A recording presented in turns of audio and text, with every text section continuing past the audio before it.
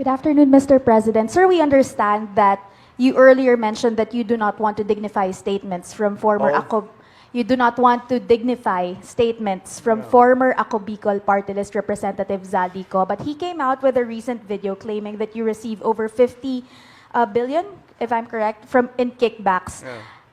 We know that you don't want to respond to this anymore, but the public begs for your answer. How do you actually convince the public that in this battle of he said versus you said, how do you convince the public that you are the more credible side of the story, and how do you respond to his allegations directly?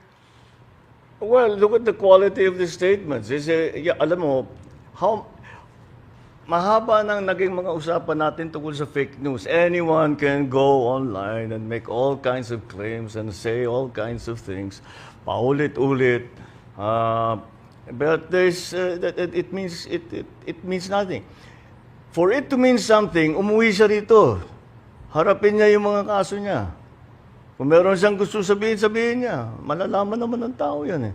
Patunayan. But come home. Come home. Ba't ka nagtatago sa malayo? Ako, hindi ako nagtatago eh. Kung meron kang akusasyon sa akin, nandito ako. Gawin niyo ang pareho. Para patas lang naman.